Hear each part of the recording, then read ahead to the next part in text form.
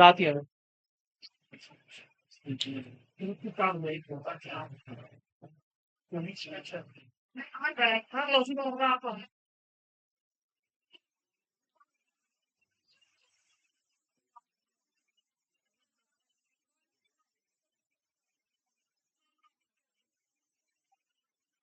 Body fluids and circulation. Circulate होने के लिए हमारी बॉडी में कुल कितने प्रकार के फ्लूइड्स हैं? कितने प्रकार के फ्लूइड्स हैं? कहाँ थी इतने दिन? तबीयत ठीक थी तेरी? हाँ। क्या हुआ? हार्मोनल प्रॉब्लम है या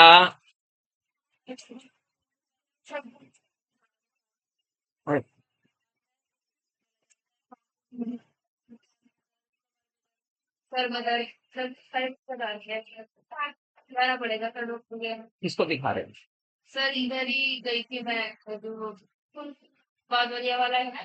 अच्छा, चलो ठीक है। डॉक्टर प्रवीण शर्मा भी ठीक है वैसे, बुखारी स्पेशलिस्ट ही है वो। बैठो बेटा, कोई बात नहीं, प्रभु आपको जल्दी स्वस्थ करें, है ना। बॉडी फ्लूइड एंड सर्कुलेशन में हमने आपसे एक प्रश्न पूछा है, हमारी बॉडी में कितने टाइप के फ्लूइड्स हैं सर्कुलेट होने के लिए? कितने टाइप के? दो टाइप के। कौन कौन से बता सकते हो नाम? कौन कौन से वो दो फ्लूइड्स हैं हमारी बॉडी में जो सर्कुलेट होते हैं, सर्कुलेशन का काम जिम्मेदारी जिन पे है? नाम बता सकते हो उनके दो के? हाँ बताओ। आपकी बॉडी में बहते हैं वो।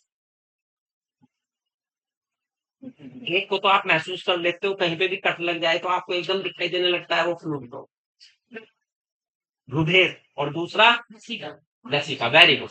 दो तरह के हमारी शरीर में तरल हैं, एक का नाम है रुधिर और दूसरे का नाम है लसिका, यानी एक है blood and second one is lymph. बिल्कुल ठीक है। ब्लड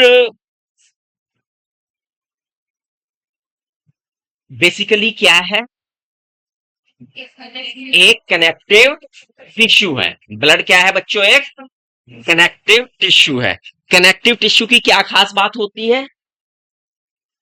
कनेक्टिव टिश्यू में क्या क्या होता है?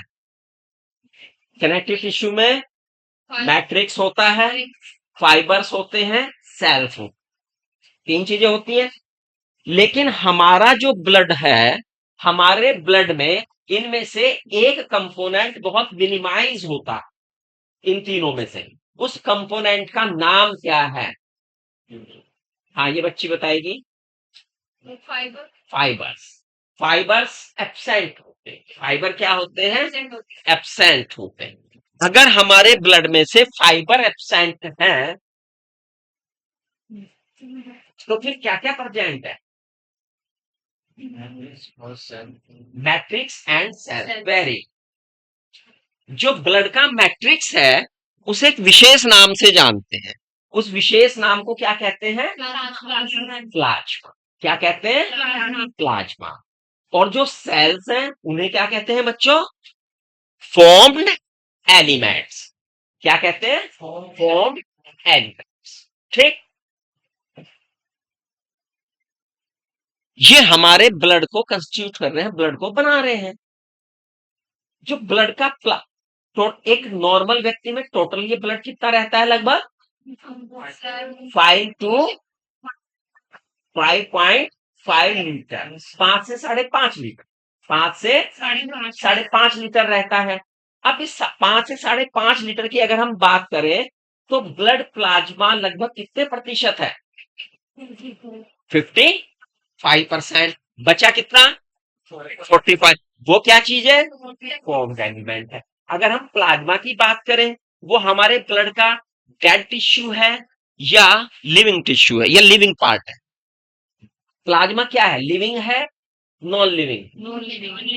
Non living. प्लाज्मा क्या है? Non living part. It is a matrix, है ना। 55% है। ये बच्ची बताएगी मुझे प्लाज्मा का कलर क्या होता है बेटे? हाँ, प्लाज्मा का कलर, रंग पेल येलो। पेल येलो नहीं है। कितने बच्चों को याद है वो टर्म? हाँ,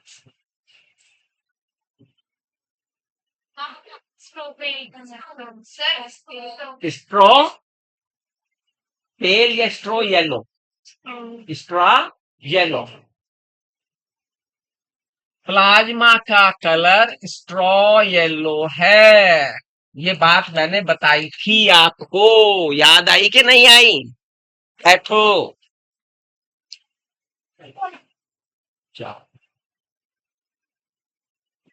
स्ट्रॉ येलो है ना?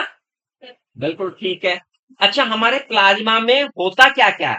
अगर हम प्लाज्मा को देखें, स्ट्रा येलो कलर का प्लाज्मा है हमारा, और अगर हम प्लाज्मा को देखें तो क्या क्या है उसमें? वाटर। कितने परसेंट है वाटर?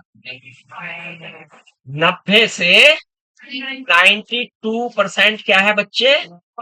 वाटर है। और 2 to 8%, 3 to 8% है। 6 to 8, हाँ, 6 to 8% क्या है? प्रोटीन है। And remain other inorganic ion and substance minerals वगैरह पड़ते हैं। कौन कौन से आयन होते हैं हमारे प्लाज्मा में? Sodium, potassium and calcium basic ये है इंपोर्टेंट आयन। इंपोर्टेंट आयन ये है phosphate ion, bicarbonate ion, chloride ion, ये इंपोर्टेंट आयन है।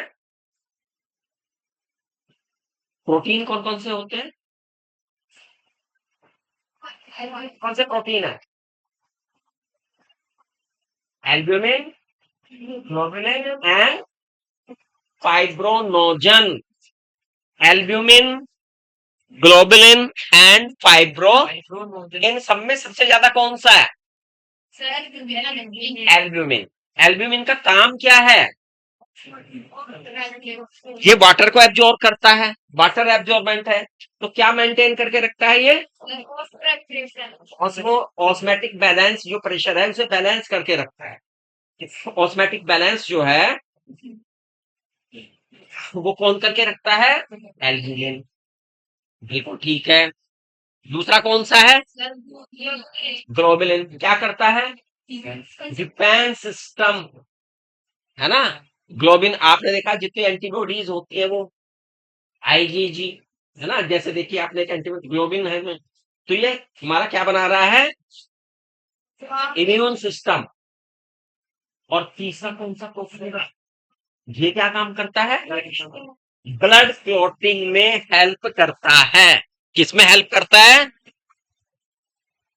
कैसे हेल्प करता है? फाइब्रोनोजन किसमें कन्वर्ट हो जाता है? किसकी हेल्प, कब तक किसकी हेल्प से? और है थ्रोम्बिन। किस, कल ही तो पढ़ाया ये, तो यही पूछ रहा हूं मैं उसे, उस चीज को यहीं पे रिलेट कर रहा हूं आपको। फाइब्रोनोजन कन्वर्ट हो जाता है फाइब्रिन में। फाइब्रोनोजन को फाइब्रिन में कन्वर्ट होने की क्या जरूरत है? फाइब्रोनोजन तो है ही, वो वाटर इनसोल्युबल फॉर्म में है। फाइब्रिन उसकी वाटर इनसोल्युबल फॉर्म है, फाइब्रोनोजन वाटर सोल्युबल फॉर्म है ना? क्लियर है? समझ में आई ये बात है या नहीं आई? आइए। यस। अब वाटर इनसोल्युबल फॉर्म है फाइब्रिन, और फाइब्रोनोजन फाइब्रिन में बना किसकी हेल्प से? थ्रोम्बिन से। ये थ्रोम्बिन कहां से बना? प्रोथ्रोम्बिन से। प्रोथ्रोम्बिन से थ्रोम्बिन बना। प्रोथ्रोम्बिन इनएक्टिव फॉर्म है। प्रोथ्रोम्बिन क्या है? और वो किस में चेंज हुआ? थ्रोम्बिन में। किसकी हेल्प से? Thrombokinase and calcium ion. Thrombokinase and calcium ion, इन दोनों की मदद से ये किसमें कन्वर्ट हुआ? थ्रोम्बिन। ठीक है। क्लोटिंग फैक्टर आपने पढ़े हैं, कितने क्लोटिंग फैक्टर है टोटल? 13। कितने क्लोटिंग फैक्टर है? 13। ठीक है। चलिए, कहां बनते हैं ये क्लोटिंग फैक्टर का निर्माण? कहां होता है? मोस्टली इन लीवर, कुछ प्लेटलेट्स में, टिश्यू में, और हम फूड से भी लेते हैं। फूड से क्या लेते हैं हम? Calcium ion. फूड से कौन सा फैक्टर आ रहा है? Calcium ion. क्या आ रहा है?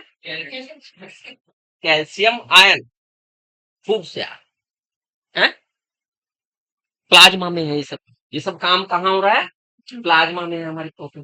प्लाज्मा में से यदि हम ये कोगुलेशन फैक्टर को माइनस कर दें, प्लाज्मा में से यदि ये जो कोगुलेंट फैक्टर हैं इन्हें निकाल दें, तो क्या शेष बचेगा हमारे पास?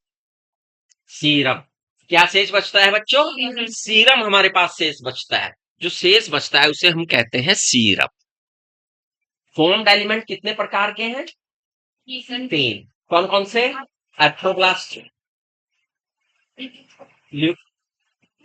थ्रोम्बोसाइट्स, ल्यूकोसाइट, है ना? एरिथ्रोसाइट्स। एरिथ्रोसाइट्स को दूसरा नाम क्या है? आरबीसी। एरिथ्रोसाइट्स जो हैं, इन तीनों में से सबसे ज्यादा नंबर में पाई जाने वाली सेल्स कौन सी? एरिथ्रोसाइट्स। एक सामान्य व्यक्ति के ब्लड में कितनी होती है इनका नंबर? 50 लाख टू 55 लाख पर मिलीमीटर क्यूब ब्लड, है ना? अगर हम मैमल्स की एरिथ्रोसाइट्स की बात करें, वो न्यूक्लिएटेड होती है, ई न्यूक्लिएटेड होते हैं। कोई भी मैमल ऐसा नहीं है जिसकी आरबीसी न्यूक्लिएटेड हो, कोई भी, है ना?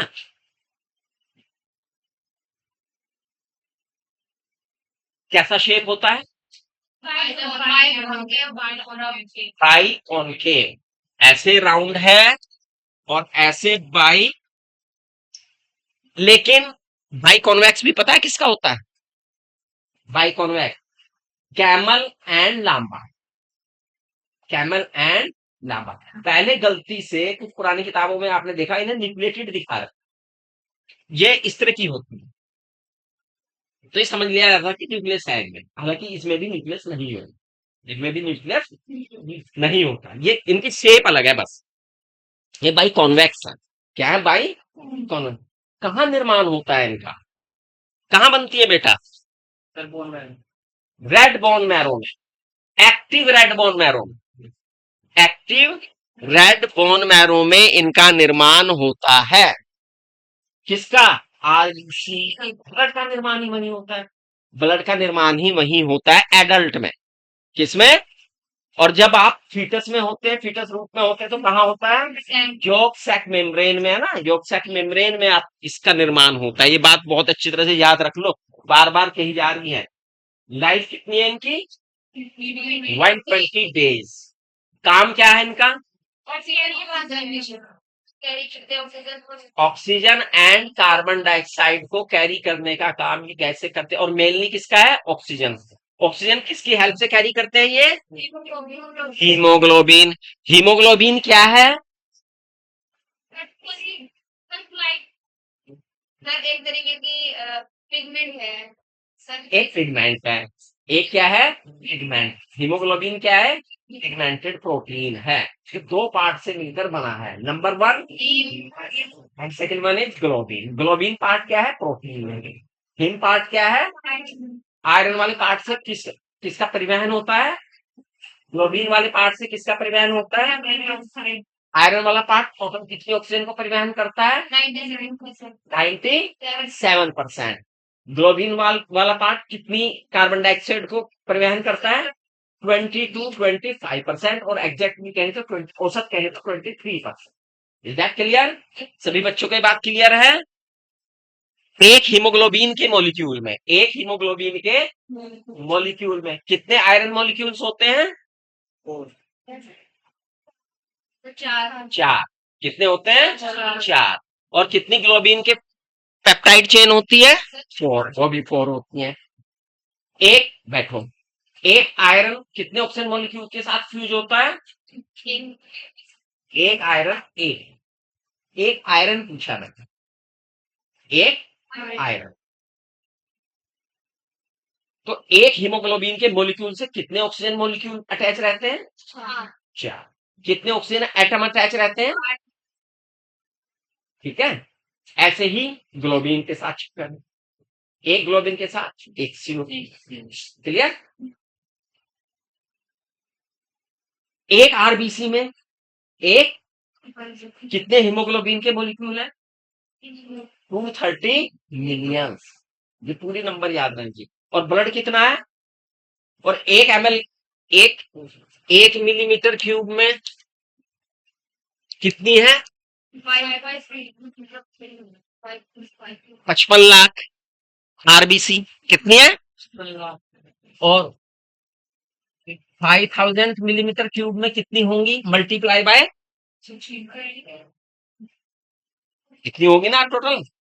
ये तो 1 मिलीमीटर क्यूब में बताई मैंने 55 लाख। आप में 5 लीटर ब्लड, तो आप में कितनी हो गई? कितनी हो गई? 55 लाख को किससे मल्टीप्लाई करोगे?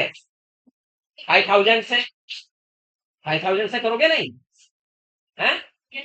50,000 से, सॉरी, 1 मिलीमीटर है ना। 5 लीटर कन्वर्ट को पहले मिलीमीटर क्यूब में कन्वर्ट करेंगे। 5 लीटर को पहले किस में कन्वर्ट करेंगे? मिलीमीटर क्यूब में। फिर उसे कितने से मल्टीप्लाई करेंगे? 55 से। फिर उसे 50, फिर किससे मल्टीप्लाई करेंगे? 230 मिलियन से। फिर उसे किससे मल्टीप्लाई करेंगे? 4 से। तब जाके ऑक्सीजन का नंबर निकल के आएगा। ये बताई थी बात मैंने या नहीं? याद आई कि नहीं? भाई देखो, 1 मिनट उल्टा पकड़ो, यह है एक आरबीसी, क्या है? और उसमें एक हीमोग्लोबिन का मॉलिक्यूल है। एक हीमोग्लोबिन के मॉलिक्यूल में कितनी है? ये 4 ऑक्सीजन के मॉलिक्यूल। क्लियर? अब ऐसे ऐसे कितने हीमोग्लोबिन के मॉलिक्यूल हैं? 230 मिलियन। तो 230 इंटू 4 हो गया। अगर एक आरबीसी का निकालना, एक आरबीसी का निकल गया ना। एक आरबीसी में अगर आप देखें 230 इंटू 4 हो गया।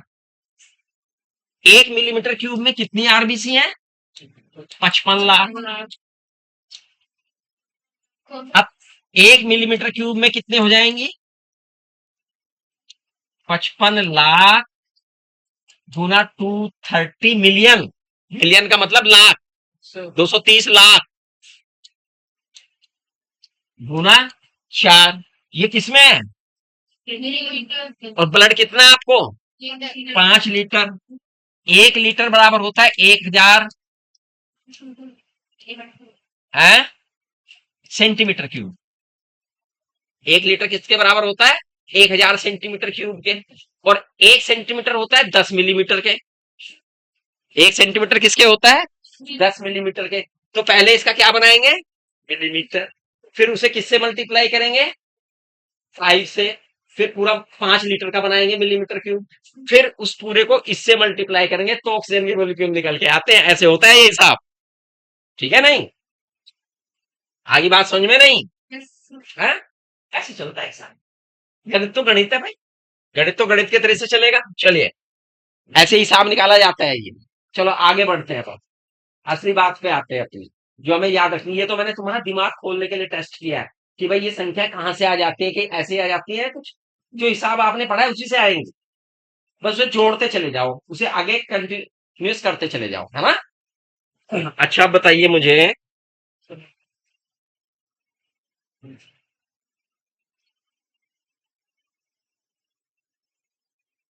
क्या सबका ब्लड एक जैसा है?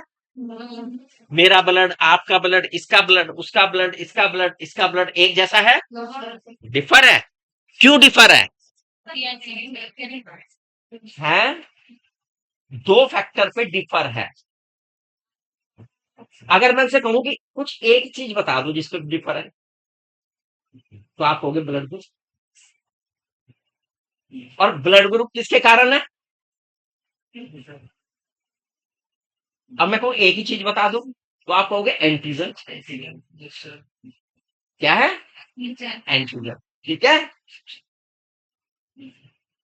हर एक व्यक्ति का ब्लड अलग अलग है क्योंकि उनके ब्लड ग्रुप अलग अलग है। उनके ब्लड ग्रुप इसलिए अलग अलग है क्योंकि उनमें अलग अलग प्रकार के एंटीजेंस।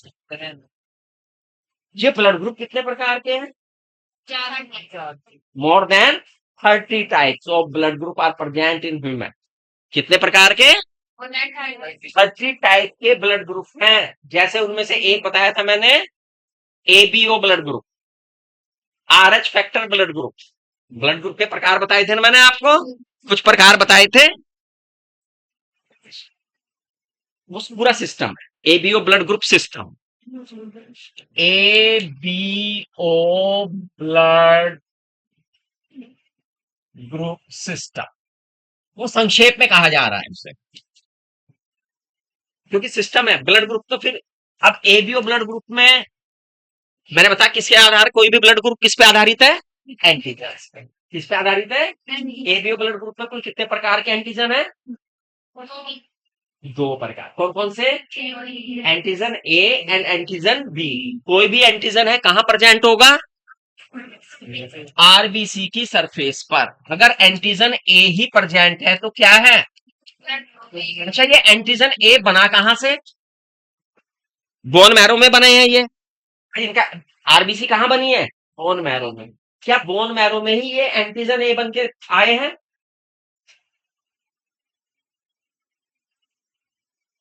शुरू से ही ऐसे आए हैं? शुरू में क्या था यहाँ पे? Antigen H. क्या था? Antigen H. क्या था? Antigen H. और कुछ में ये एंटीजन एच किस में कन्वर्ट हो जाता है? एंटीजन ए में। कुछ में किस में कन्वर्ट हो जाता है? एंटीजन बी में। कुछ में कुछ एंटीजन एच ए में और बी में, कुछ में किसी में भी नहीं होता, और कुछ में ये एंटीजन एच प्रेजेंट ही नहीं होता। Bombay blood group. ठीक है, बिल्कुल ठीक। तो उस आधार पे एंटीजन अगर ए है तो blood group A blood group, antigen B है तो B blood group, antigen A और बी दोनों है तो, कोई भी एंटीजन नहीं है तो। अच्छा, ये जो एबीओ सिस्टम है, इसमें जो एंटीजन है उसके विरुद्ध आपकी बॉडी में कुछ प्रेजेंट होता है क्या? एंटीबॉडीज। ये एंटीबॉडीज आरबीसी में कहां होती हैं? ये आरबीसी में नहीं होती हैं, डब्ल्यूबीसी में होती हैं। ये डब्ल्यूबीसी में भी नहीं होती, फिर तो प्लेटलेट्स में होती होंगी। ये प्लेटलेट्स में भी नहीं होती, तो ब्लड में फिर बच क्या गया? तो ये ब्लड के कहा होती हैं? प्लाज्मा में होती हैं। ब्लड के प्लाज्मा में बनती हैं। ब्लड के प्लाज्मा में बनती हैं एंटीबॉडीज। और ये एंटीबॉडीज कितने प्रकार की हैं? एंटीजन कितने प्रकार के हैं? तो एंटीबॉडीज कितने प्रकार की होगी? एंटी ए एंटीबॉडीज और एंटी बी एंटीबॉडीज। अगर किसी का ब्लड ग्रुप ए है तो उस व्यक्ति में कौन सी एंटीबॉडीज होंगी? एंटी बी एंटीबॉडीज होंगी, क्योंकि एंटीजन ए के विरुद्ध अगर हो गई तो एंटीजन ए को ही खत्म कर देंगे, वो क्लम्पिंग हो जाएगी। और अगर किसी का ब्लड ग्रुप ए बी है तो उसमें कौन सी एंटीबॉडीज होंगी? उसमें कोई भी एंटीबॉडीज नहीं होगी। और अगर जिसमें दोनों है तो इसका मतलब वो ब्लड ग्रुप कौन सा है? ओ ब्लड ग्रुप है। उसमें एंटीजन कौन सी है? एंटीजन कोई नहीं है, एंटीबॉडीज दोनों हैं। एंटीजन कोई नहीं है, एंटीबॉडीज दोनों हैं। Is that clear? है? अच्छा, किसी व्यक्ति को यदि हमें ब्लड देना है, एक डोनर होगा, एक रिसीवर होगा। डोनर की किस बात को ध्यान में रखते हैं? एंटीजन्स को, और रिसीवर के एंटीबॉडीज को। अगर एबीओ सिस्टम में देखें तो कौन सा ब्लड ग्रुप यूनिवर्सल डोनर है? डोनर। एबीओ कहा मैंने, नेगेटिव पॉजिटिव तो कहा नहीं, एबीओ कहा मैं ओ। और कौन सा यूनिवर्सल रिसीवर है? अगर किसी का ब्लड ग्रुप बी है तो वो व्यक्ति किस किस से अपना ब्लड दे सकता है? बी ब्लड वाले से, और जो यूनिवर्सल डोनर है उससे। किस किस को अपना ब्लड दे सकता है? बी वाले को, और एक जो यूनिवर्सल रिसीवर है उसे। ए बी वाले, ये ध्यान रखनी है बातें कुछ, है ना। ये एबीओ ब्लड ग्रुप किसने डिस्कवर किए थे? कार्ल लैंड स्टीनर ने। कार्ल लैंड, एक दूसरा भी एंटीजन है, कौन सा? आर एच कोई एंटीजन है? आर एच फैक्टर है। एंटीजन क्या है? R H B, R H B antigen. R H factor के एंटीजन लगभग कितने हैं मैंने बताया था, और उनमें महत्वपूर्ण कौन कौन से हैं? ई है, बी है, ई है। Capital C small C antigen, capital C antigen small C antigen, D capital antigen, capital E antigen and small E antigen. और इसमें जिसके आधार पे हम प्लस और माइनस कहते हैं वो कौन सा है? Antigen D. जिसमें प्रेजेंट होता है वो आर एच पॉजिटिव, जिसमें एब्सेंट होता है वो R H negative. R H की फुल फॉर्म रिसस। ये कहां से आया? रिसस मंकी से आया। रिसस मंकी में पाया जाता था एंटीजन, और हमने देखा कि उससे मिलता जुलता एंटीजन हमारे में है उस समय, लेकिन बाद में पता लगा कि यहाँ कोई समानता उन दोनों के बीच में नहीं है, कोई समानता उन दोनों के बीच में नहीं है, लेकिन बाद में से नाम दिया है। Is that clear? यहां तक बात समझ में आई है? बिल्कुल समझ में आ गई। अब आर एच फैक्टर के आधार पर भी ब्लड क्या हो सकता है? R H positive, R H negative. अब क्या किसी का ब्लड ग्रुप ए बी हो है वो अलग व्यक्ति होंगे, और जो आर एच होंगे ये अलग व्यक्ति होंगे, या दोनों ब्लड ग्रुप कंपेरेटिवली चलेंगे, साथ साथ चलेंगे? एक ही व्यक्ति के भीतर ये होगा। 30 टाइप के हो सकते हैं। 30 टाइप में यही दो महत्वपूर्ण क्यों है? क्योंकि इनके एंटीजन मजबूत हैं, इनके विरुद्ध एंटीबॉडीज स्ट्रॉन्ग बनती हैं, बाकी के विरुद्ध उतनी स्ट्रॉन्ग एंटीबॉडीज नहीं बनती। एंटीबॉडीज आर एच फैक्टर के द्वारा भी बनती है और एबीओ सिस्टम में बनती है। दोनों की एंटीबॉडीज बनने में क्या डिफरेंस है? एबीओ ब्लड ग्रुप की एंटीबॉडीज आपके अंदर एंटीजन जाए जाना जाए पहले से विरुद्ध में मौजूद रहती हैं, लेकिन आरएच फैक्टर की एंटीबॉडीज तभी बनती हैं जब एंटीजन किसी व्यक्ति के ब्लड में प्रवेश कर जाता। ठीक है? आरएच नेगेटिव का मतलब कोई एंटीजन नहीं है, और रिसीवर का क्या देखा जाता है? डोनर का क्या देखा जाता है? एंटीजन। इसमें जो कोई एंटीजन नहीं है तो इसका मतलब उसका ब्लड सबको दिया जा सकता है। तो इसका मतलब आरएच नेगेटिव ऐसा ब्लड है जो सभी को दिया जा सकता है। और अगर ओ यूनिवर्सल डोनर है तो आरएच ओ के साथ आरएच नेगेटिव वास्तव में ओ नेगेटिव जो है यूनिवर्सल डोनर है, क्योंकि ओ पॉजिटिव वाले का ब्लड ओ नेगेटिव वाले को नहीं, या किसी भी नेगेटिव वाले को नहीं दिया जा, है ना? बिल्कुल ठीक है। तो इसका मतलब ब्लड ग्रुप के बारे में आपको पता लगा, है ना? ब्लड ग्रुप के बारे में आपको बहुत अच्छी तरह से पता लग गया, है ना? फिर हमने बताया था आपको, आपका जो सर्कुलेटरी सिस्टम है, हार्ट है आपके अंदर, हार्ट मौजूद है। हार्ट कैसा है स्ट्रक्चर के आधार पे? मस्कुलर है। कैसा है? मायोजेनिक है। न्यूरोजेनिक हार्ट भी होते हैं, कुछ आर्थ्रोपोड्स में पाए जाते हैं न्यूरोजेनिक हार्ट, है ना? जो न्यूरल कंट्रोल में होते हैं पूरे। हाँ, जो न्यूरल कंट्रोल में होते हैं, मैंने कहा आर्थ्रोपोड्स में होते हैं, जो न्यूरल कंट्रोल में होते हैं, है ना? मायोजेनिक हार्ट है ना?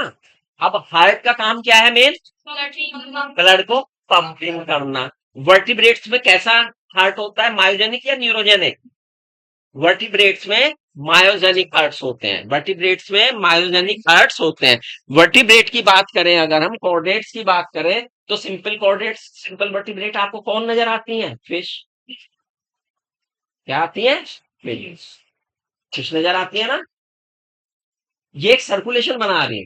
क्या बना रही है आपकी बॉडी में? अब सर्कुलेशन बता रहे हैं। सर्कुलेशन दो टाइप का हो सकता है, एक ओपन और एक क्लोज।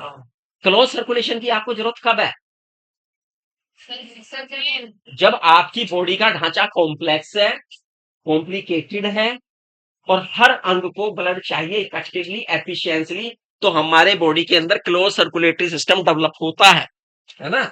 एनिलीड्स में आपने ऐसा देखा, कुछ मोलस्क में ऐसा देखा आपने, एंड वर्टिब्रेट्स में आप ऐसा देखते हैं। अगर हम वर्टिब्रेट्स की बात करते हैं, हम बात कर रहे हैं किसकी? फिश की। तो फिश का जो हार्ट है इसमें कितने चैम्बर्ड हार्ट होता है? 2 चैम्बर्ड हार्ट होता है। अगर वो 2 चैम्बर्ड हार्ट है तो उसमें क्या है 2 चैम्बर में? एक एट्रियम और एक वेंट्रिकल। एट्रियम में कैसा ब्लड होता है? डीऑक्सीजनेटेड। वेंट्रिकल में कैसा ब्लड होता है? तो वेंट्रिकल कैसा ब्लड पंप करेगा? ऑक्सीजनेटेड कैसे हो जाएगा वो ब्लड? जरा ये बता दो। 2 चैम्बर हार्ट है बेटा, ये एट्रियम है और ये वेंट्रिकल है, ये डीऑक्सीजनेटेड ब्लड है। तो यही ब्लड तो इसमें आएगा, ये ऑक्सीजनेटेड कैसे हो गया यहां से यहां तक आने में? हो जाएगा क्या? तो कैसा ब्लड पंप होता है? डीऑक्सीजनेटेड ब्लड पंप होता है। किसे पंप होता है? गिल्स को। किसे पंप होता है? गिल्स को। ये पंप होता है गिल्स को, और गिल्स क्या कर देते हैं इसे कन्वर्ट कर देते हैं ऑक्सीजनेटेड ब्लड को। और जब ये ब्लड ऑक्सीजनेटेड हो जाता है तब ये कहां जाता है? बॉडी पार्ट्स में। बॉडी पार्ट में ये O2 युक्त ब्लड जब यूज कर लिया जाता है तो क्या बन जाता है? Deoxygenated blood. और ये वापस होता है। अगर हम ये देखें पूरा का पूरा, इस पूरे में कितने सर्कुलेटरी पाथवे हैं? सिंगल। कितने सर्कुलेटरी पाथवे हैं? सिंगल। तो इसलिए ये कैसा है? Single circulatory system. कैसा है बच्चों ये? Single circulatory system. ये पढ़ लिया है आपने, केवल रिवाइज करने के लिए बता रहा हूं इस लेसन को पूरा का पूरा। इसके आगे चले अब आप ये एम्फीबियंस में। किसमें आगे बच्चों? एम्फीबियंस में। एम्फीबियंस का कोई एक आधा एग्जाम्पल दे दीजिए मुझे। फ्रॉग है, टोड है, सैलामेंड्रेट है, स्टोफिश है। These all are amphibian. Amphibians की क्या खास बात होती है? वाटर और लैंड दोनों पे करते हैं। तो इनके हार्ट में क्या खास बात हो गई? हार्ट कैसा है? 3 चैम्बर्ड है। क्या है? क्या फ्रॉग में 2 वेंट्रिकल और 1 एट्रियम है? तो क्या है? 2 वेंट्रिकल और 1, 2 एट्रियम और 1 वेंट्रिकल है। फ्रॉग के अंदर जो ब्लड पंप किया जाता है वो कैसा होता है? मिक्स ब्लड होता है। जो पंप ब्लड हो रहा है वो कैसा है? फ्रॉग के हार्ट में जो ब्लड कलेक्ट हो रहा है वो कैसा है? वो सेपरेट है। ऑक्सीजनेटेड अलग है, डीऑक्सीजनेटेड अलग है ना? ऐसा है। ज्यादा डीऑक्सीजनेटेड और कम डीऑक्सीजनेटेड, है ना? ज्यादा डीऑक्सीजनेटेड और कम डीऑक्सीजनेटेड, क्योंकि पंप ऑर्गन्स को कैसा ब्लड गया? डीऑक्सीजनेटेड गया। कैसा गया? अरे भाई जब भी तो यहाँ पे कुटेनियस भी काम कर रही है, वो है कुटेनियस भी काम कर रही है, लंग्स भी काम कर रहे हैं, और ये भी। और ये सब काम करके ये कैसा ब्लड ला रहे हैं यहाँ पे? Oxygenated blood. ये ऑक्सीजनेटेड ब्लड कहाँ दे दिया गया? वेंट्रिकल में। और पोस्ट वेन केवा और टीरियर वेन केवा से कैसा ब्लड आया? डीऑक्सीजनेटेड। ये ब्लड भी कहाँ पंप कर दिया गया? डीओ प्लस ओ।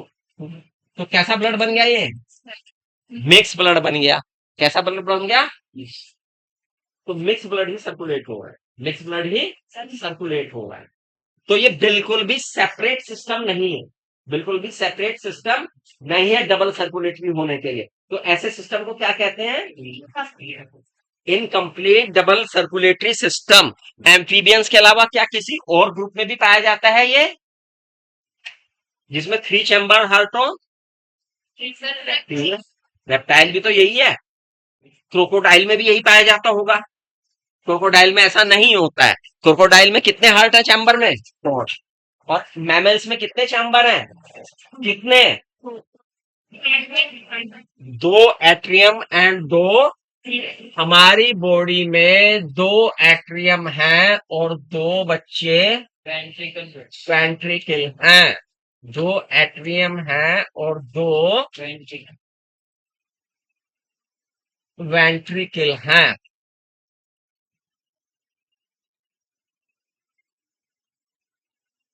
दो एट्रियम और 2 वेंट्रिकल। हमारा हार्ट कहाँ होता है?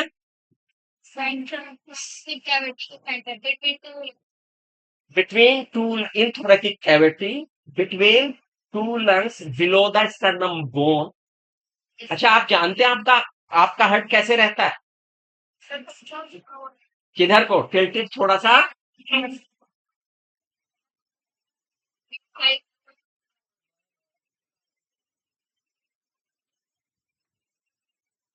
It is your heart, it is your heart, समझिए। ऊपर दो इसमें क्या है, एट्रियम, नीचे दो वेंट्रिकल, ठीक है। पोजीशन आपने बता दी, थोरेकिक कैविटी कहीं कहीं पे चेस्ट कैविटी लिखा रहता है ना, below sternum, in between the two heart, in between the two lungs, in between the two lungs, है ना, tilted to left side, tilted to ऐसे होता है आपका हार्ट, ऐसे हो, ऐसे होता है आपका हार्ट, पीछे की तरफ है ना, यूं यूं रहता है, यूं आपका यूं नहीं रहता, है ना, जैसे बनाया है ऐसे नहीं रहता, यूं खड़ा रहता है, यूं इस टाइप से। समझ में आ रही, ये बात समझ लीजिए, अगर ये मेरी बंद फिस्ट है तो यूं रहता है, यूं नहीं रहता, यूं रहता है। इसी आधार पे अगले क्वेश्चन का जवाब आएगा। आपके हार्ट के, आपके जो बेस है वो कौन है, बेस, अगर इस तरह से देखे तो बेस है एट्रियम, और एपेक्स कौन है, वेंट्रिकल, एपेक्स कौन है, वेंट्रिकल। बात समझ में आई या नहीं, ये बेस है, एट्रियम है बेस, और वेंट्रिकल क्या है बच्चे, एपेक्स है। क्लियर हुई ये बात या नहीं, साइज क्या रहता है आपके हार्ट का, फिस्ट, बंद फिस्ट के आकार के हैं, लगभग आप ये मान लीजिए 12 सेंटीमीटर लॉन्ग के करीब मान सकते हैं, 12 सेंटीमीटर लॉन्ग, 12 से 13 सेंटीमीटर लॉन्ग। किसी को वेट पता है कितना होता है हमारे हार्ट का, है, क्यों ग्राम में नहीं हो सकता, 250 से 300 ग्राम, 250 से, ब्रेन का वेट नहीं पूछा मैंने, है ना, इतना ही होता है आपका हार्ट का वेट। अच्छा, ये जो चैम्बर है इनमें से बड़े चैम्बर कौन से हैं, एट्रियम के, वेंट्रिकल के, वेंट्रिकल के चैम्बर बड़े हैं, वेंट्रिकल के चैम्बर बड़े हैं। वॉल किसकी मोटी है, वेंट्रिकल की या एट्रियम की, क्यों है मोटी, हाँ, और अगर मैं वेंट्रिकल में भी पूछूं राइट की है कि लेफ्ट की है, हैं, लेफ्ट को ही ज्यादा काम करना है, लेफ्ट को ही प्रेशर ज्यादा लगाना है ना, ठीक है। अब दो एट्रियम के बीच में ये जो सेप्टम है इसका नाम क्या है, इंटर एट्रियम सेप्टम, और दो वेंट्रिकल के बीच में जो है वो क्या है, इंटर वेंट्रिकुलर सेप्टम। ये वेंट्रिकल की दीवार में ये जो आपको एजेस दिखाई दे रहे हैं ये बड़े बड़े, ये क्या है, पैपिलरी मसल्स, क्या है ये, पैपिलरी मसल्स है, क्या है बच्चों ये, और इन पैपिलरी मसल से कुछ जुड़ा हुआ रहता है क्या, कॉर्डाई टेंडाई, और ये एट्रियम जो है वेंट्रिकल के साथ कनेक्टेड रहते हैं कि नहीं रहते हैं, किस चीज से कनेक्टेड रहते हैं, left atrium, left ventricle, right atrium, right ventricle, right, right जो है एट्रियम और लेफ्ट एट्रियम है, लेफ्ट, सॉरी, राइट एट्रियम और राइट वेंट्रिकल है, उनके बीच में क्या वॉल है, ट्राइकस्पिड वॉल। इस तरह से लेफ्ट एट्रियम और लेफ्ट वेंट्रिकल के बीच में बाइकस्पिड वॉल का दूसरा नाम क्या बताया था हमने, द्विवल्नी कपाट, त्रिवल्नी कपाट, क्या है, द्विवल्नी कपाट और त्रिवल्नी कपाट ना हिंदी में, और इसके द्विवल्नी कपाट का दूसरा नाम क्या है, मिट्रल वॉल, क्या नाम है, मिट्रल वॉल। ये बंद और खुलते रहते हैं, बंद और खुलते रहते हैं, आज हम यही तो कहानी पढ़ेंगे इनके बंद और खुलने होने की, यहीं तक इसलिए भूमिका, इतनी भूमिका इसलिए तो बनाई जा रही है कि इनके बंद और खुलने होने की कहानी पढ़ी जाएगी आज, है ना। अच्छा, आपकी, आपका हार्ट क्या है बच्चे, मायोजेनिक, कैसा है? क्या इसके चारों ओर कोई लेयर भी है क्या? क्या कहते हैं उसे? Pericardial layer. पेरिकार्डियल लेयर कितनी होती है?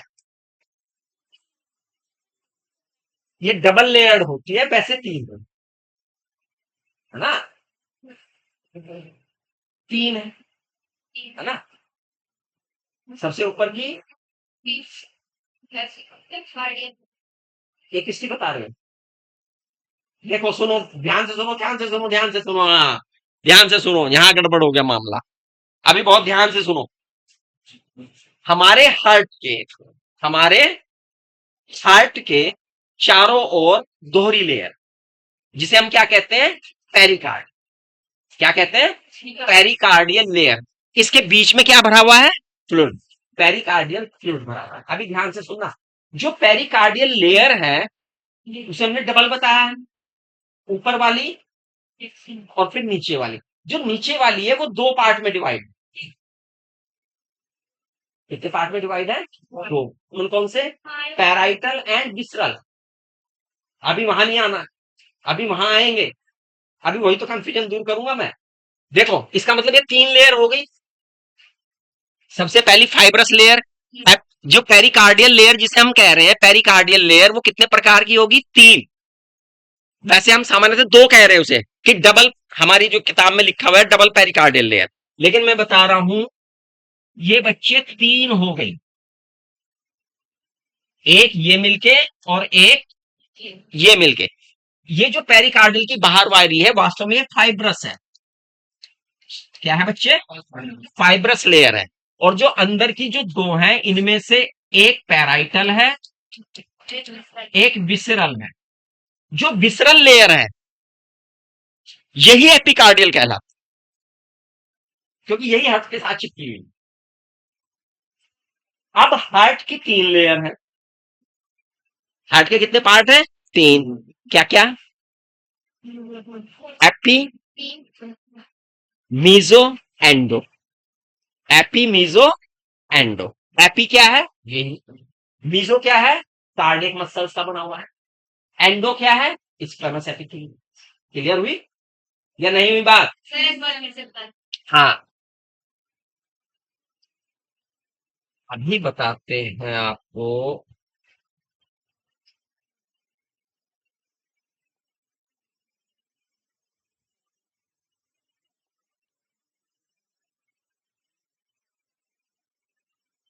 एक लेयर ये, ठीक है?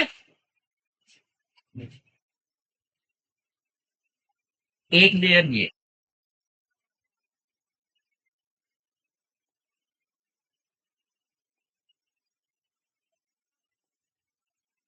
क्लियर होगी? एक लेयर ये। यहां तक बात समझ में आ गई? इसका नाम क्या है? फाइब्रस। ये कौन सी है? पैराइटल। ये कौन सी है?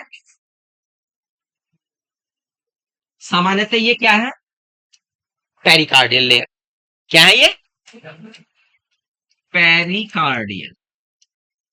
इतनी बात समझ में आ गई यहां तक? इसमें कोई कंफ्यूजन तो नहीं है? अब इसके बाद कौन है?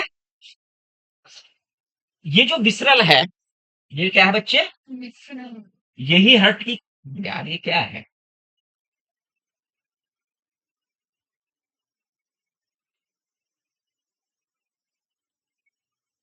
अब ये हार्ट की लेयर होगी। हार्ट की कितनी हो गई? 3। जो विसरल है इसे क्या कहा? एपी। इसे मीजो। और ये एंडो। समझ में आया? हाँ? यह आप समझ में आया नहीं? यानी बाहर की पेरिकार्डियल के 3 पार्ट से हार्ट के ना कंफ्यूज होगा, उसे हार्ट में मत जोड़ो। क्लियर हुई है बात नहीं? क्योंकि उन लेयर के बीच में तो अलग फ्लूइड भरा हुआ है अलग से। हाँ, उसकी जो नीचे वाली है, जो पेरिकार्डियल की दूसरी लेयर है, जिसे हमने पेरिकार्डियल की दूसरी लेयर है, वो जो 2 पार्ट में बटी हुई है, उसका जो निचले वाला हिस्सा है वो हार्ट से साथ चिपका हुआ विसरल है, उसे हमने एपिकार्डियल। क्लियर? अब इसमें कोई कंफ्यूजन तो नहीं रहेगा, है ना? मायोकार्डियल है हमारा। क्या है? कार्डिक मसल से मिलके बना है। कार्डिक मसल से हमारे हार्ट का 99% पार्ट बना है। 1% पार्ट क्या बना है? Nodal tissue. 1% पार्ट क्या बना है? Nodal tissue. क्या है? नोडल टिश्यू में क्या क्या चीज आती है? SA node, AV node, AV bundles, bundle of His, Purkinje fibre. इस तरह से इसे कहिए, है ना। एबी नोड कहां होती है? हैं? हाँ, राइट एट्रियम। राइट एट्रियम के अपर में। अपर में किस तरफ? राइट या लेफ्ट? राइट। यानी राइट एट्रियम के अपर में। और हाँ, राइट एट्रियम में खुलता कौन है? Superior vena cava. जहां पे सुपीरियर वेना केवा खुली हुई है ना, ऊपर की साइड में सुपीरियर वेना केवा खुलती है, उसके जस्ट नीचे होता है। क्लियर हो गया ना? ये भी क्वेश्चन मैं बता दूं। सुपीरियर वेना केवा के जस्ट नीचे। ये इसलिए बताया है मैंने, कभी कभी अगर ऐसे नोड की पोजीशन में वेना केवा का वो जिक्र करके पूछने लगे, एट्रियम भी गायब कर दिया, वो भी गायब कर दिया, उसने कह दिया it is situated just below, just side, just upper, तो आप कहेंगे सबने तो हमें बताया था राइट एट्रियम, राइट साइड और अपर है। इसके साथ तो कॉन्टेस्ट बताया नहीं था, तो इसे भी जरा याद करें। Yes sir. क्लियर है ना? क्योंकि इस पे इसे ही ज्यादा पूछा जाता। इसकी लोकेशन पता लग गई। Yes sir. इसके बाद एक और दूसरी नोड है। कौन है वो? यार ये पूरा ही है, हो गया क्या? ये कौन सी है? SA node, sino atrium. ये कौन सी है? AV node. कौन सी है? Atrio ventricular node. यहां से क्या चलेगा?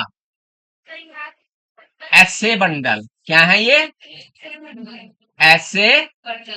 और जैसे ही यहां पहुंचेंगे, ऐसे बंडल छोटे से ही होते हैं, ऐसे बंडल यहां से जाके एवी, सॉरी एवी बंडल, ये कितने पार्ट में डिवाइड हो जाएंगे? एवी बंडल कितने पार्ट में डिवाइड हो जाता है? दो एवी बंडल। इन्हें क्या कहते हैं हम?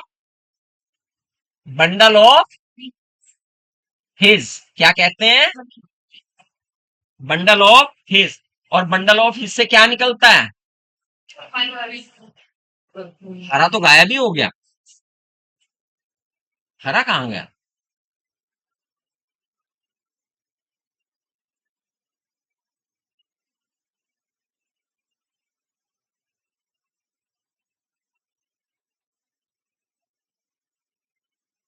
ये क्या है? Bundle of his.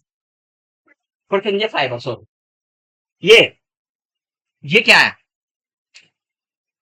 जिसे मैंने मार्क किया है? ये क्या चीज है?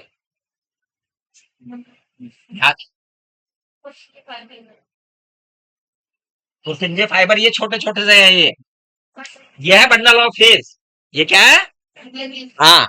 और ये जो छोटे छोटे निकले धागे धागे से, ये क्या है? ये है प्रोटीन फाइबर, जो पूरे के पूरे वेंट्रिकल में पार्ट में बांट हुए, है ना। एक्शन पोटेंशियल स्टार्ट कहां से होता है? एस से नोड से। कहां से स्टार्ट होता है? अच्छा, यहां से यहां तक कैसे पहुंचता है?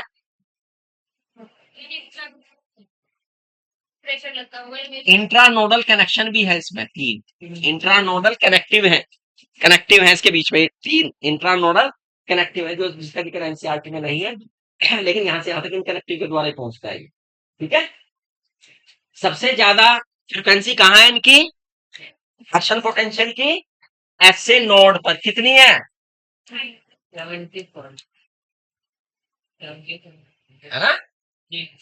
और जैसे जैसे आगे बढ़ते हैं, इनकी क्या कम होने लगती है? चेंज होने लगती है। पोटेंशियल चेंज होने लगती है, कम होने लगती है। चेंज तो होती है, बढ़ती है या घटती है? घटती है।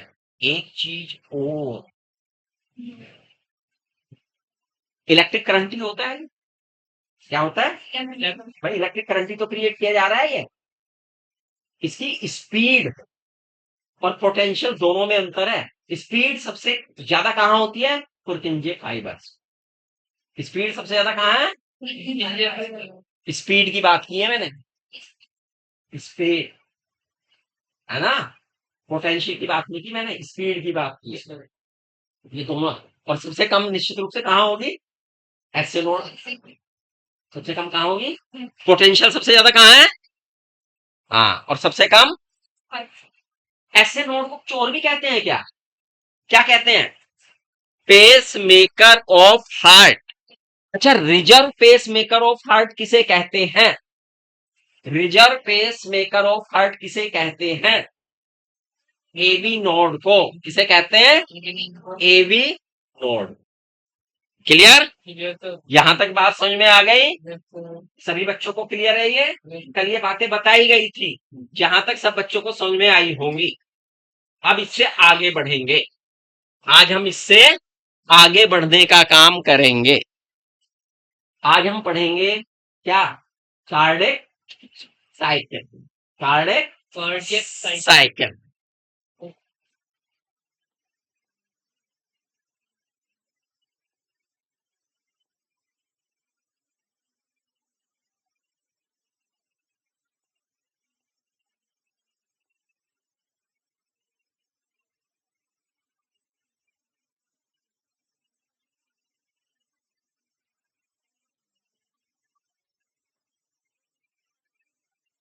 कार्डिक साइकिल वास्तव में आपके हार्ट की सिक्वेंशियल इवेंट है, जो रिपीटली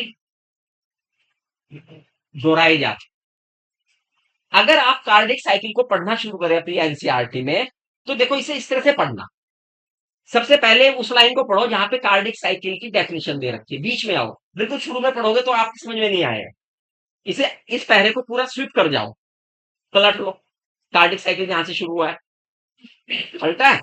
हाँ, उससे आगे चलो उस पैरे से जहां पे अगला पहरा बना हुआ है, जहां पे कार्डिक साइकिल की डेफिनेशन दे रखी है। दे रखी है, क्या लिखा हुआ है? हैं? कॉलेज में जाना है?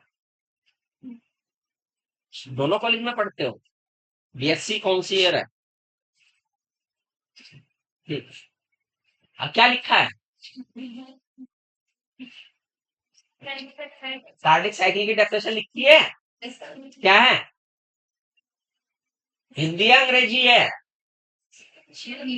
हाँ, sequential event in the heart. हाँ, और साइक्लिकली रिपीटेड, जो बार बार दोहराई जाती है। यानी एक इवेंट है सीक्वेंस वाली, जो बार बार दोहराई जाती है। इसे हम क्या कहते हैं? Cardiac cycle. क्लियर? इतनी बात। अब जब हमने कार्डिक साइकिल के बारे में पढ़ लिया, एक इवेंट है कार्डिक साइकिल जो दोहराई जाती है बार बार, तो भैया इसके अंदर दो चीजें आती हैं। क्या, कितनी चीजें आती हैं? इस इवेंट में दो चीजें आती हैं जो दोहराई जाती हैं बार बार। एक सिस्टोल और एक डायस्टोल।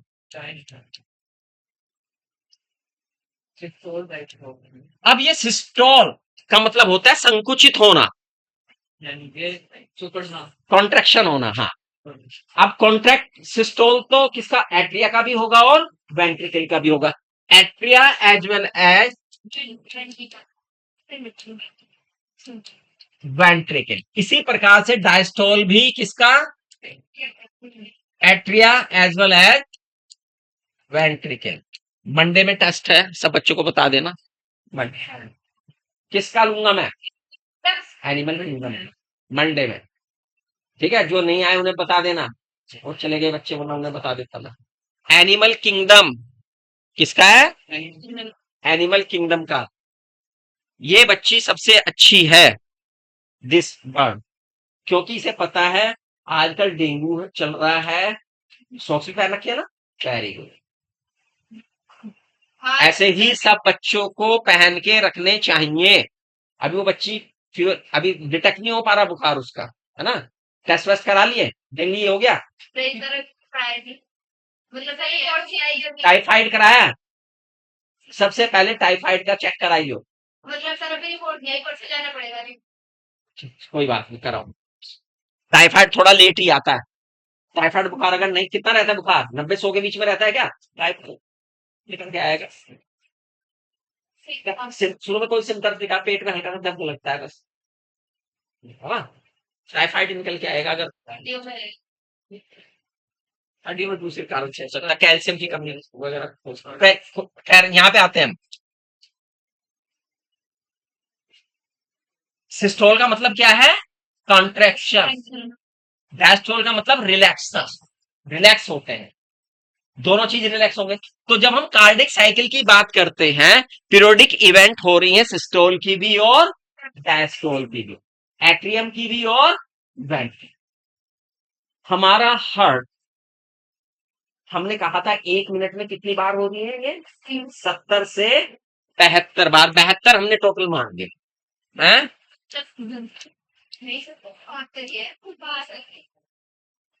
70 से 75, एवरेज 72 है, एवरेज 72 है, 72 मान रहे हैं, है ना?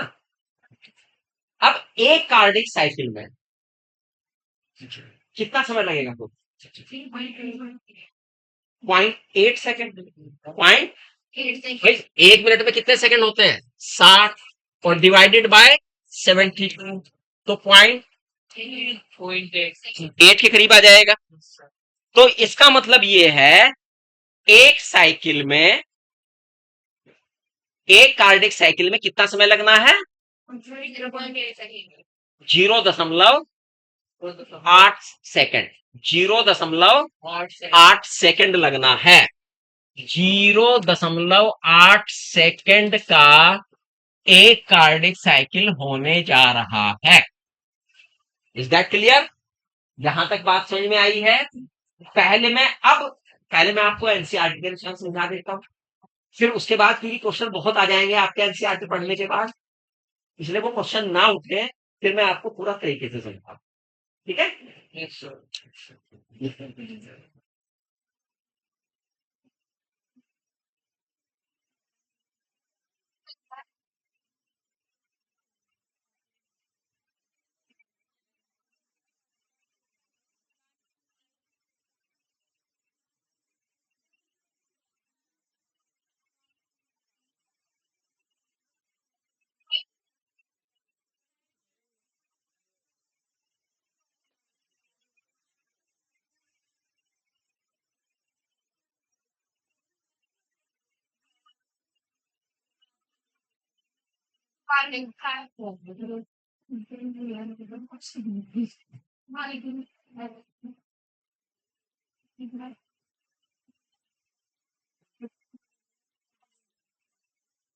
ये साइमल्टेनियसली चल रहा है, यानी 0.8 सेकंड में ही, 0.8 सेकंड के लिए हमने ब्लॉक कर दिया हार्ट को पूरे। तो यानी 0.8 सेकंड के लिए वेंट्रिकल के लिए समय, और 0.8 सेकंड के लिए एट्रियम के लिए समय। समझ में आया? टोटल समय 0.8, ये मत मानना 0.8 उसका लगे 0.8 इसका लगे। मान लिया हार्ट है ये, इस हार्ट के 0.8 सेकंड है। कितने हैं? 0.8 सेकंड। अब 0.8 सेकंड अगर पूरे हार्ट के है, तो अलग अलग करूं, इसके लिए कितने हैं? 0.8, इसके लिए कितने हैं? 0.8। यानी इन 0.8 सेकंड में ये क्या करेंगे, और 0.8 सेकंड में ये क्या करेंगे, ये हमें ध्यान में रखे हुए काम करना है। Is that clear? चलिए, अब हम पढ़ते हैं आपकी लैंग्वेज को, जो आपकी एनसीईआरटी में दी गई है, कार्डिक साइकिल के बारे में। एनसीईआरटी कहती है कि भाई शुरू में ये मान लीजिए कि आपका हार्ट जो है रिलैक्स पोजीशन, जिसमें चाहे वो एट्रियम हो चाहे वो वेंट्रिकल हो, दोनों रिलैक्स पोजीशन में। ठीक है? जब ये दोनों रिलैक्स पोजीशन में, क्या कहते हैं? इसे कहते हैं, वास्तव में ये दोनों का सम्मिलित रूप से है, ज्वाइंट डायस्टोल। दोनों का सम्मिलित रूप से शब्द क्या कहलाएगा? Joint diastole. यानी वो समय जब दोनों के दोनों क्या है? रिलैक्स है। अब यहां पर एक कंफ्यूजन अपने दिमाग से हटा देना, दोनों के दोनों एक समय में पूरी तरह रिलैक्स नहीं है और दोनों के दोनों एक समय में पूरी तरह कॉन्ट्रैक्ट नहीं है, उनके समय में अंतर है, लेकिन हमने यहां बात की ज्वाइंट। लेकिन जब हम ज्वाइंट रिलैक्स की बात कर रहे हैं तो यानी उतने समय में दोनों रिलैक्स पोजीशन में, अलग अलग दोनों कितने समय में रिलैक्स है वो बात अलग है। लेकिन जब हम ज्वाइंट रिलैक्स की बात कर रहे हैं तो यानी उस समय में दोनों के दोनों क्या है भैया, ठीक है। उस समय में होता ये है कि भैया है, अच्छा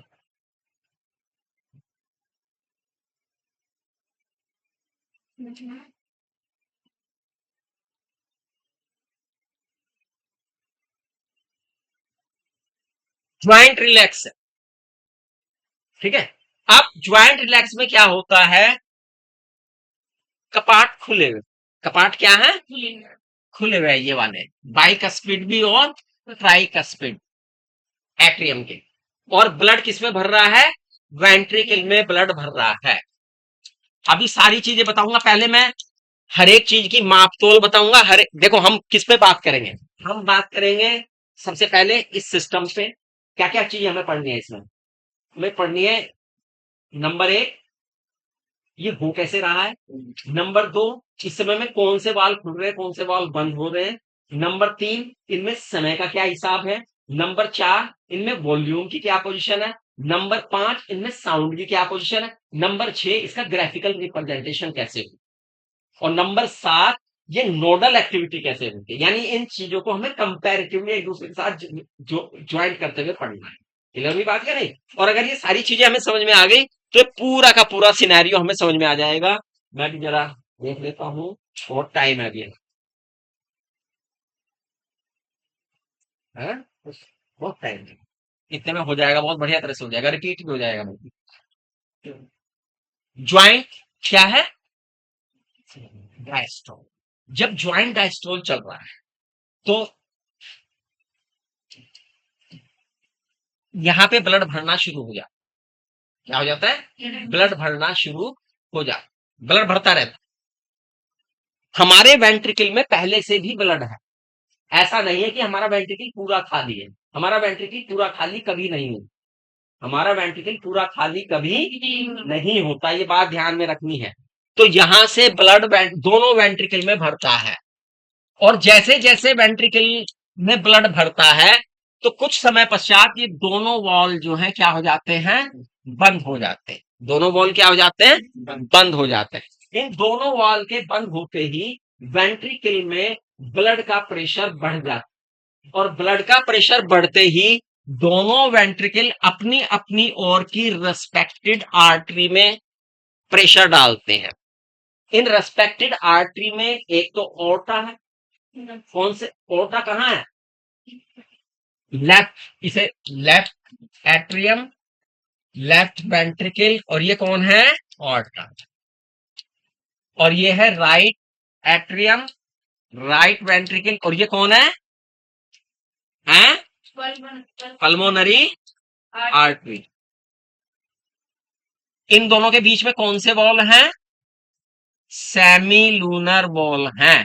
तो प्रेशर पड़ता है सेमी लूनर वॉल पे और ये सेमी लूनर वॉल खुल जाती है और ब्लड इनमें पंप कर दिया जाता है। ब्लड इसमें क्या कर दिया जाता है, पंप कर दिया जाता है, ठीक है। इसे हम कहते हैं, ये होता कब है, ये होता तब है ज्वाइंट रिलैक्स के कुछ समय पश्चात, ज्वाइंट रिलैक्स के कुछ समय पश्चात एसए नोड, कौन सी, एसए नोड से स्टिमुली आती है।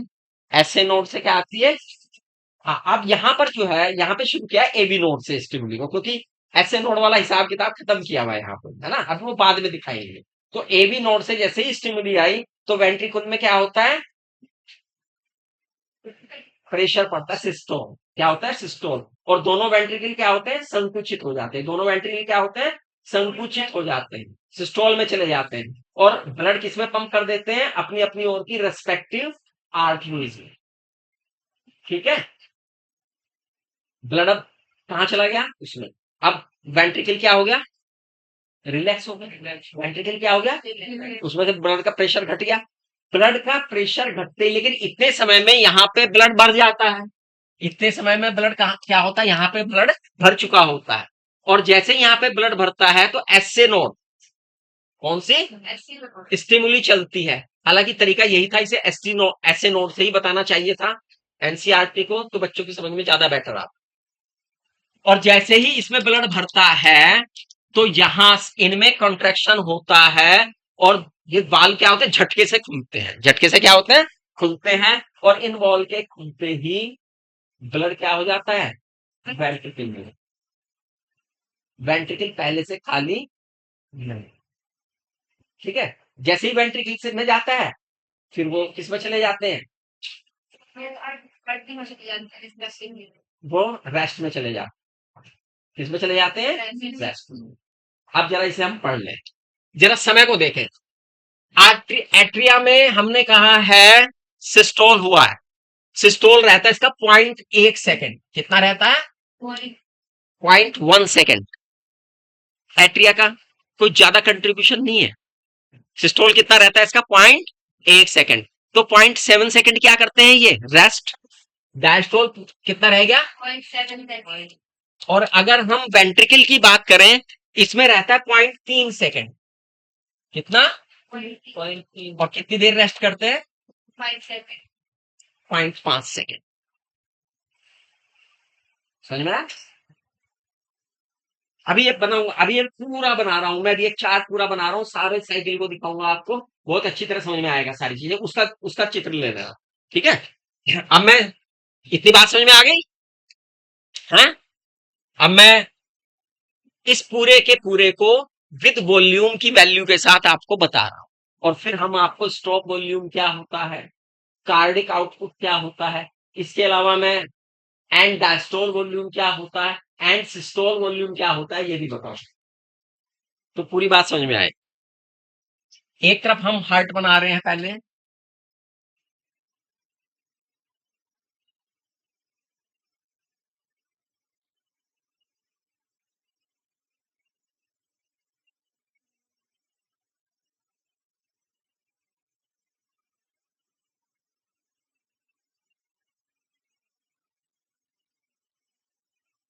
Right atrium, right ventricle, blood यहां भी आ रहा है, ब्लड यहां भी आ रहा है, ठीक है। अगर हम कार्डिक साइकिल की बात करें, 0.8 सेकेंड है, दो हिस्से हैं इसके, atrium,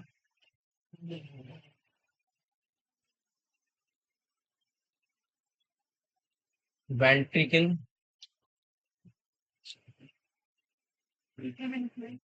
systole, diastole, 0.1 second, 0.7 second, systole 0.3 second, diastole 0.5 second.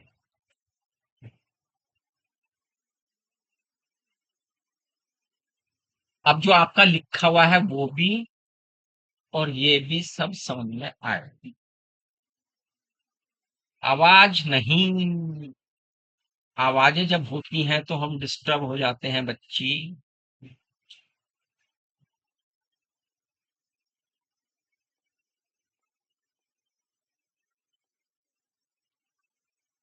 ठीक है, सपोज कीजिए ये आपका एट्रियम का दिखा रहा है, ये किसे दिखा रहा है, एट्रिया, और ये अंदर वाला वेंट्रिकल को प्रेजेंट कर। अब ये इसका है बच्चे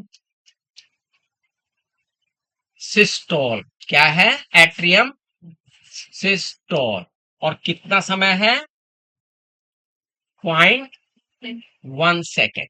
कितना है, 0.1 सेकेंड, ठीक है। कितना है, 0.1 सेकेंड। जब इसका सिस्टोल खत्म हो जाएगा तो किसका सिस्टोल शुरू होगा, वेंट्रिकल का।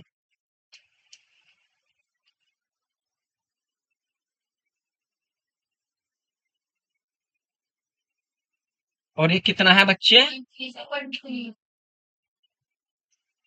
0.3 सेकेंड। जो पिंक मैंने किया है वो सिस्टोल से है, चाहे किसी का भी, ठीक है।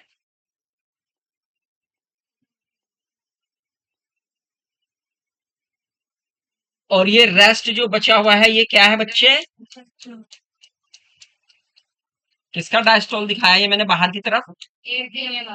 कितने सेकंड है ये पूरा का पूरा? 0.7 सेकेंड।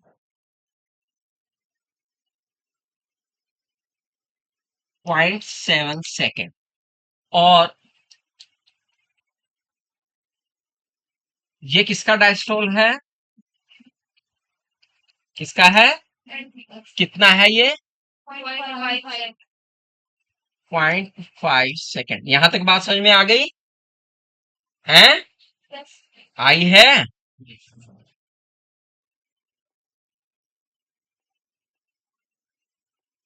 अब जरा इसे ध्यान से देखिए, अब आगे बढ़ेंगे।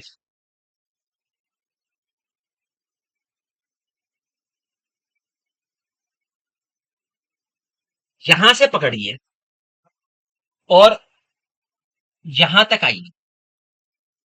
यहां, सॉरी, यहां से। अब मैं, ये ऑरेंज भी नहीं जा रहा है यार। क्या है, कमाल है ये।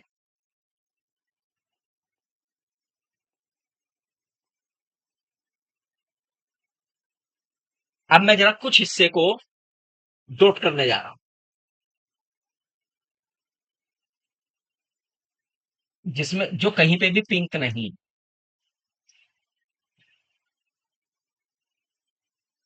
इतना हिस्सा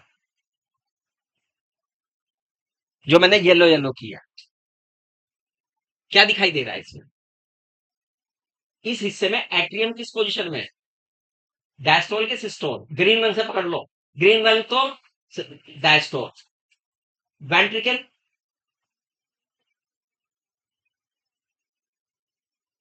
यानी ये जो मैंने पॉइंट किया है ये वो टाइम है जब दोनों के दोनों क्या हैं? ज्वाइंटली डायस्टोल में हैं। और यही वो समय है जिसे हम क्या कहते हैं?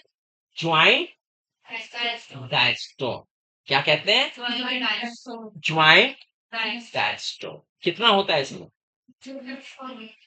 है 0.4 सेकेंड। कितना है? हिसाब लगा लो, 0.4 सेकेंड आएगा। आता है हिसाब लगाना? कितने बच्चों को आता है? देखो, ये समय के कांटेक्ट में हम बात कर रहे हैं। किसके कांटेक्ट में बात कर रहे हैं? समय। ये यहां पे सिकुड़ा कितने देर के लिए?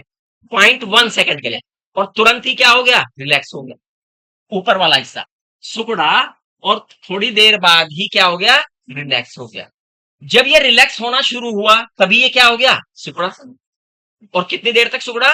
0.3 सेकेंड के लिए। कितने सेकंड के लिए? अब ये यहां से यहां तक कितना बच गया? 0.5 सेकेंड। और ये कितना घट गया इसमें से? 0.5 में से 0.1 सेकेंड। तो बच कितना गया ये?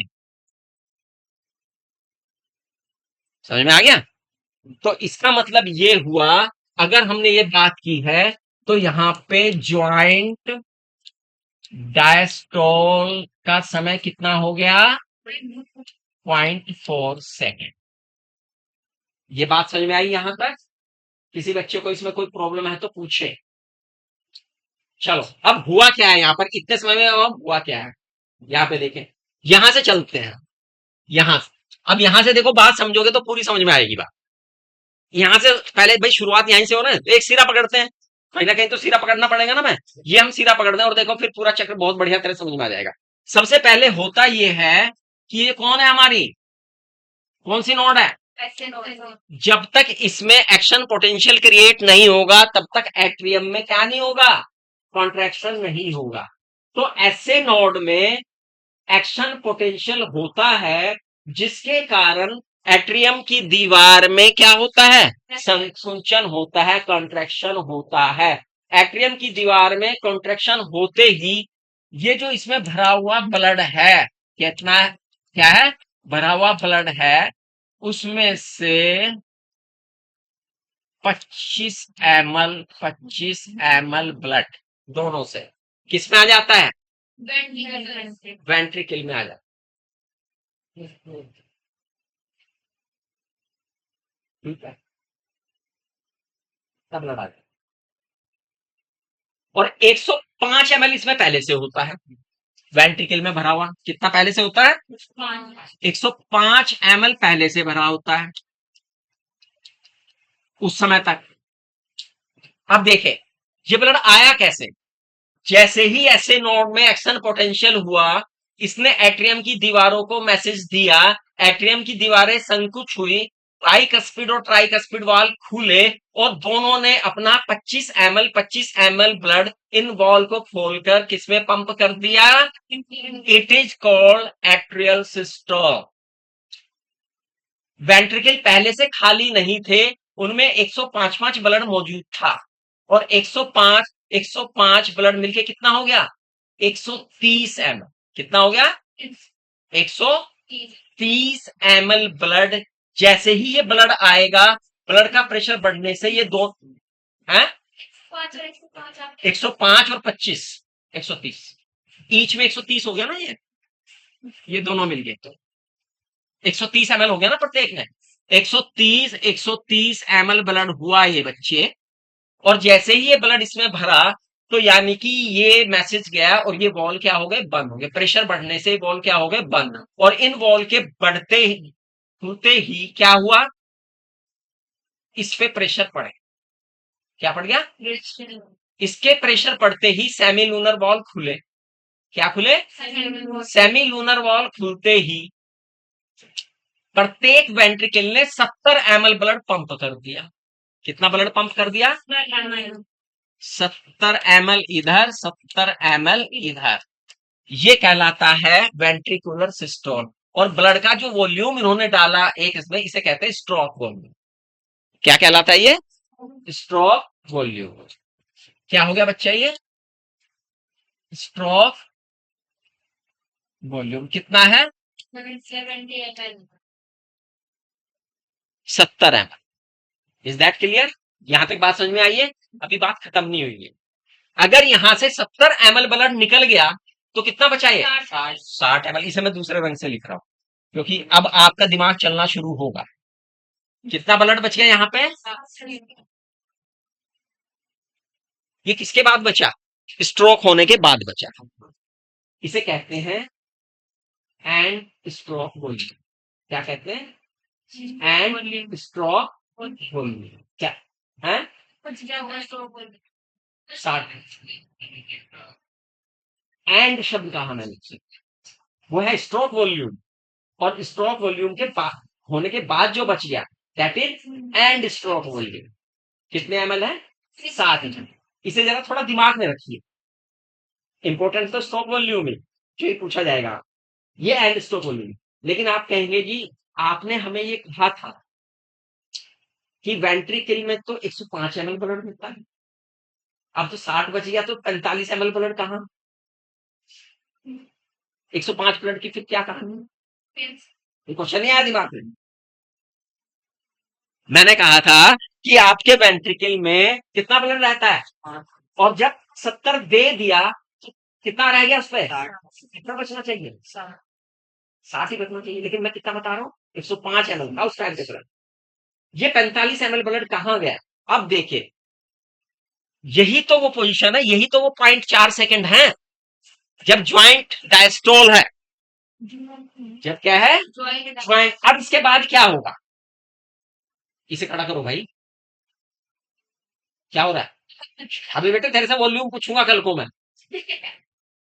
अब जब वॉल्यूम ब्लड इनमें चला गया, ब्लड कहां चला गया? इनमें चला गया, उसके बाद ये ब्लड वापस ना आ जाए तो क्या होता है? सेमी लूनर वॉल बंद हो जाते हैं और यहां से प्रेशर रिलीज हो गया तो ये वॉल भी क्या होते हैं? खुल जाते हैं। लेकिन ये वो समय है, अब ध्यान से सुनिए, ये खुले हुए कपाट कपाट और इसे भी ये तो 1 सेकेंड के बाद इसने तो ब्लड लेना चाहिए। अब टाइम के अकॉर्डिंग देखो, 1 सेकेंड हुआ, 0.1 सेकेंड हुआ, 0.1 सेकेंड के बाद इसने जितना 25 ml डाल दिया, उसके बाद ये कपाट क्या हो गए, बंद हो गए। अब ये 130 ml हो गया, 100 उसके, लेकिन ये बंद हुआ, लेकिन ब्लड आना तो उसमें ब्लड आना शुरू हो गया, कपाट बंद होते हैं यानी ये बढ़ने शुरू हो गए, क्योंकि जब ये डायस्टोल में चल रहा है, ठीक है। यहां होते ही यहां पर इसमें ब्लड भरना शुरू, ब्लड भरना शुरू यहां तक। अब ये ब्लड भरते जा रहे हैं, लेकिन यहीं पर ये काउंट हो गया 1 सेकंड के बाद, 0.1 सेकंड के बाद ही, और इसमें से 70 ml ब्लड चला गया ब्लड में, कैपिलरीज पर। कितना बच गया, 60 ml। अब 60 ml ब्लड यहां पे बचा, यही तो बचा, क्योंकि इसके बाद ही तो बचा 60, जब इसका कॉन्ट्रैक्शन पूरा हो गया। अब लेकिन उसके बाद जैसे ये हुआ, कपाट क्या हो गए, यहां पर आकर कपाट पूरे खुल गए। कौन से, ये वाले, ये तो बताया मैंने आपको। जैसे ही डायस्टोल पूरा होता है, सिस्टोल पूरा होता है किसका, वेंट्रिकल का, सेमिलूनर वॉल खुल जाते हैं, ब्लड चला जाता है, उसके बाद ब्लड का प्रेशर होते ही ये वॉल क्या होते हैं, वापस खुल जाते हैं। जैसे ये खुलेंगे, खुल जाते हैं ना, वो बंद थे, जैसे ये खुले और ब्लड इसमें गया, ये बंद हो गए, ये बंद हुए तो वो खुल गए, ऊपर वाले खुल गए। और जब ऊपर वाले खुल गए तो ब्लड तो इसमें यहीं से आना शुरू हो रहा था, यहां से यहां तक कुछ ब्लड तो आया, और ये खुले रहे कब तक, अब तक, यहां से लेके यहां तक खुले रहे कि नहीं रहे। अच्छा देखो, अच्छा समझ में आएगा। 0.1 सेकेंड, 0.1 सेकेंड के बाद क्या हुआ, कपाट खुला, कपाट खुला, और खुलने के बाद तुरंत ही क्या हो गया, खुला यहां पे, खुलने के बाद और यहीं पे बंद हो गया, क्योंकि इसका शुरू हो गया, खुलते ही ब्लड इसके अंदर, और ब्लड इसके अंदर जाते ही कपाट क्या हुए फिर बंद, क्योंकि वॉल्यूम बढ़ गया, तभी तो ये शुरू हुआ।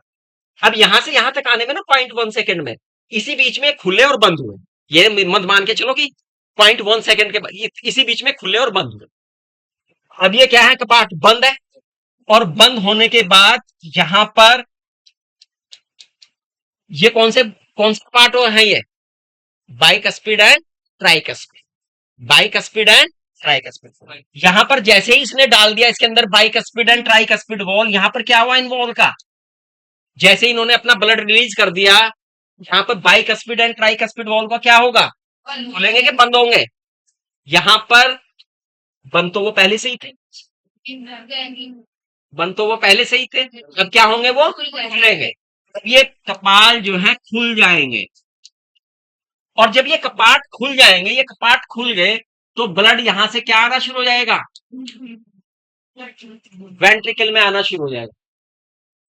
किस में आना शुरू हो जाएगा, ब्लड जो है वेंट्रिकल में आना शुरू हो जाएगा। और जैसे ही ब्लड वेंट्रिकल में आना शुरू होगा, इसमें कितना ब्लड आ जाएगा, 45 ml। कितना ब्लड आ जाएगा बच्चों, 45 ml ब्लड। 60 ml पहले था, तो टोटल कितना वॉल्यूम बन गया, 105 ml ब्लड का वॉल्यूम बन गया। अब 105 ml यहां पर है वेंट्रिकल में ब्लड है। अब 105 के बाद ये क्या होगा, खुल जाएगा।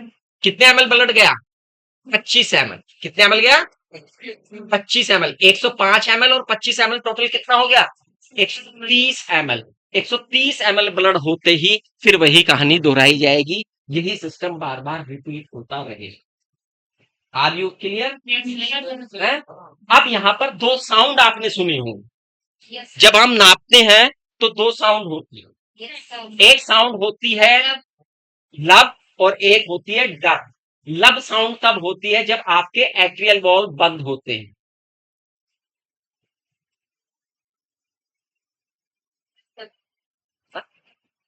और डब कब होती है, जब स्पाइरल वॉल्व बंद होता है। एट्रियल वॉल्व बंद, लब, स्पाइरल वॉल्व बंद, डब। एक साउंड तेज है, एक साउंड हल्की है। स्पाइरल वॉल्व हल्के तो उनकी साउंड भी हल्की है ना, लब डब, लब डब, लब। इतनी बात समझ में आई या नहीं आई, आज इतना ही समझिए, इसमें कल को इसे फिर दोबारा से समझाऊंगा, है ना। अभी मैंने ये नहीं अभी मैं यहाँ पे फिर चित्र बना दूंगा अलग अलग। यहाँ पे क्या हुआ, ये एट्रियम था, ये खुल गए, यहाँ पे ये बंद हो गए, है ना, फिर ये खुले, फिर बंद हुए, यानी ये सिस्टम जब पूरा चलेगा तो पूरा सिस्टम समझ में आएगा। मोटा मोटा ये समझिए, 0.1 सेकंड के बाद खुले, 0.1 सेकंड बाद खुले, एट्रियम भर गया, है ना। जैसे ही खुलने तुरंत ब्लड गया, एकदम बंद भी हुए, क्या हुए, बंद हुए। और बंद होते ही वेंट्रिकल का सिस्टोल शुरू, स्पाइरल खुलने, स्पाइरल खुलने, 70 ml ब्लड अंदर, 70 ml ब्लड अंदर जाते ही स्पाइरल वॉल बंद, वो खुलने, ये बंद हुए तो वो खुलेंगे, वो खुले तो ब्लड आना शुरू, आ रहा था ब्लड, लेकिन वो बंद कब होंगे, जब 25 ml ब्लड आए। क्या आएगा, 45 तो पहले, 45 तो पहले पैसिवली जा रहा था, 45 तो पहले पैसिवली जा रहा था, लेकिन जैसे सिस्टोल उसने 25 और फेंक दिया। 45 ml तो पहले आराम से ही जा रहा था ना डायस्टोल में, और जब उसमें हुआ तो कितना हो गया, 25 और फेंक दिया उसने।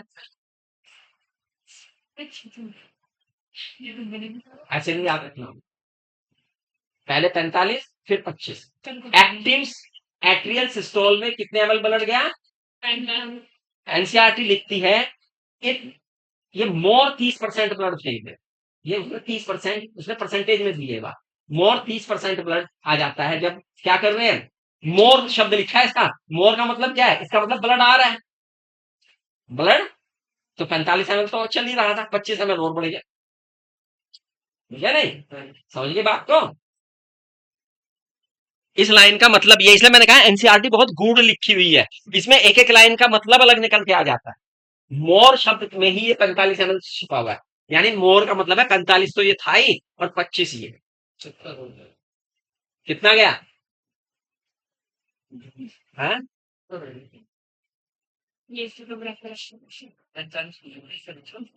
हाँ, यहाँ पे एक बात समझ में आई,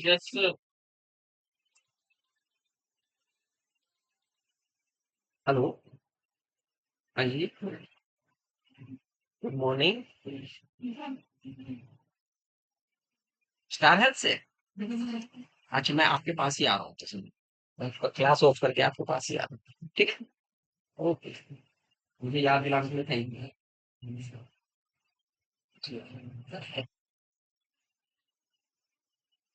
क्लियर हो गया सब बच्चों को, पहले समय से याद कीजिए, समय के बाद फिर उसकी एक्टिविटी को याद कीजिए, फिर वॉल्यूम को याद कीजिए, फिर साउंड को याद कीजिए, मैंने ग्राफ आपसे बताया, हाँ, अगर ये आगे समझ में फिर सारी चीजें सिंपल है, पहले ये चीज समझ में, चलिए